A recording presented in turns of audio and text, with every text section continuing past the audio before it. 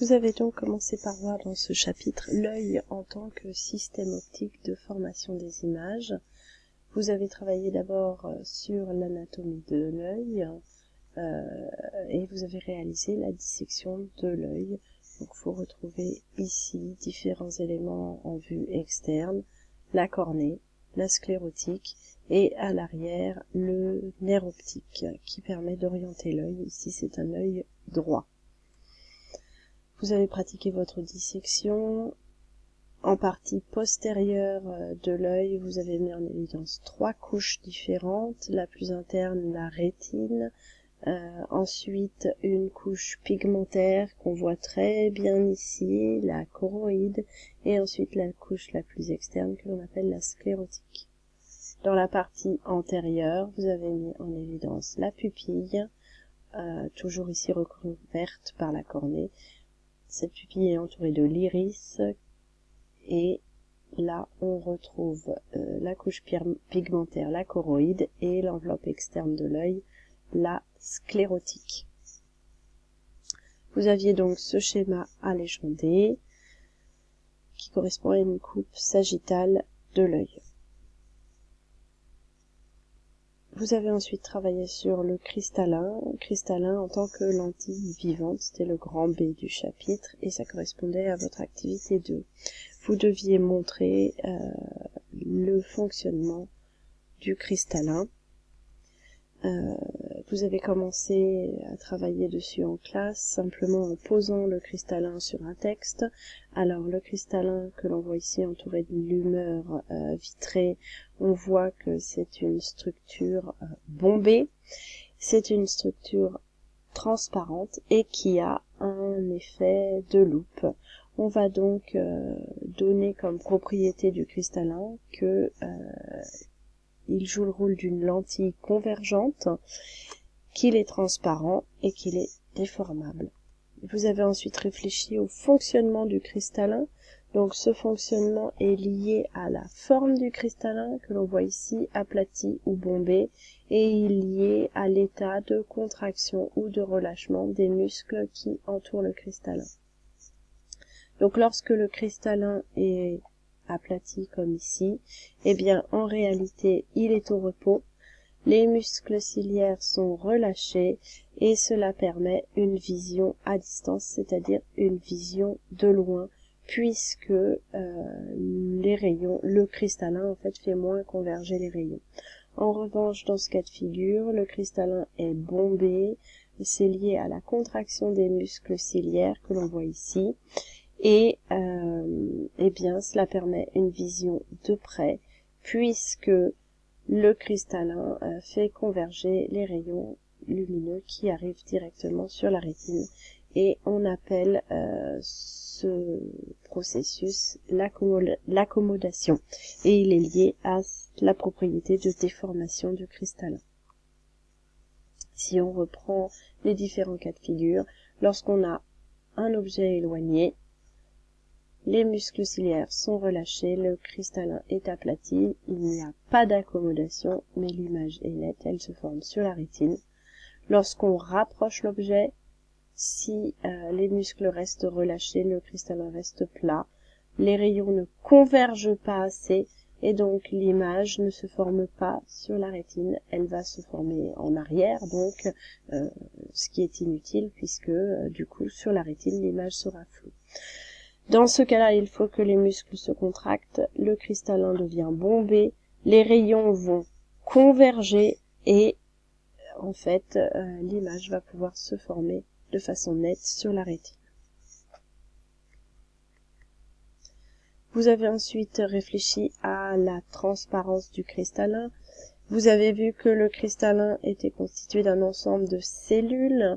Je vous rappelle qu'une cellule normalement contient des organites cellulaires dont les noyaux et là eh bien vous avez vu des particularités de ces cellules. Première particularité donc des cellules organisées de façon concentrique, juxtaposées vraiment de façon très serrée les unes aux autres, donc sans espace intercellulaire. Ça c'est une caractéristique importante puisque ça permet d'éviter de dévier la lumière. Vous verrez en physique, hein, les lois de l'optique, tout changement de milieu dévie un rayon lumineux. Donc là, le fait de ne pas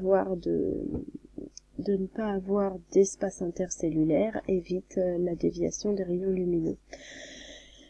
Vous avez aussi une autre propriété importante, les cellules du cristallin ici ne contiennent aucun organite et ne contiennent pas de noyau, mis à part les cellules, quelques cellules en périphérie.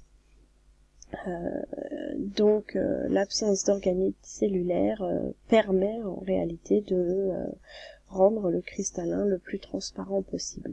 Le cristallin ne contient que une solution de protéines particulières qu'on appelle les cristallines. Ce sont des protéines qui sont solubles dans l'eau. Si on continue avec le cristallin, vous avez travaillé ensuite sur les anomalies de la vision, donc c'est le grand C de votre chapitre, et ça correspondait à votre activité 3 dans le TP. Vous aviez un tableau à remplir avec 3 anomalies, la myopie, la presbytie, la cataracte. Vous aviez les défauts du cristallin et les conséquences sur la vision à remplir à partir de documents de votre livre. Donc, la myopie correspond à une courbure trop importante du cristallin qui est trop convergent. L'image se forme avant la rétine, on a une vision de loin qui est floue. La presbytie correspond à une perte d'élasticité du cristallin, c'est-à-dire un cristallin qui ne va pas se déformer, donc l'accommodation est impossible. Donc cette fois, c'est la vision de près qui est floue. Et la cataracte correspond à un cristallin qui va s'opacifier, donc qui ne va plus être transparent. Je vous ai écrit là, lié au passage d'eau entre les cellules, il y a une autre cause aussi. Et ça entraîne la baisse progressive de la vue. Puisque si le cristallin s'opacifie, les rayons lumineux ne peuvent plus le traverser correctement. Donc là, on voit le cas de la myopie, un cristallin bombé qui fait très converger les rayons et l'image se forme en avant de la rétine. La myopie se corrige avec une lentille qui fait diverger les rayons. La divergence d'abord, puis la convergence ramène l'image sur la rétine. La presbytie, donc vision de près floue, vision de loin nette. Cette fois, le cristallin n'est pas assez convergent, l'image se forme en arrière de la rétine, donc on corrige avec une lentille qui fait converger, et ainsi l'image se forme sur la rétine. La cataracte, donc, 2 causes à la cataracte. La première cause concerne la juxtaposition des cellules, hein, on en parlait tout à l'heure, les cellules du cristallin juxtaposées avec un passage d'eau qui se fait entre les cellules, mais comme les cellules sont très collées les unes aux autres, normalement l'eau reste bien dans les cellules. Or, avec l'âge, eh bien de l'eau va pouvoir s'infiltrer dans les espaces intercellulaires et cette eau dans les espaces intercellulaires va causer l'opacification du cristallin.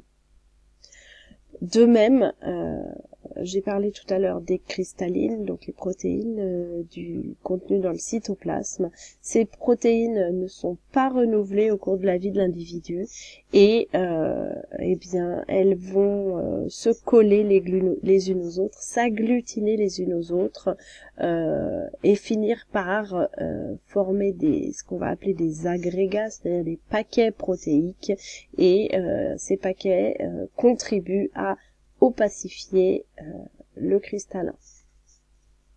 Je terminerai cette partie en vous parlant un petit peu d'art et du peintre impressionniste très célèbre Claude Monet.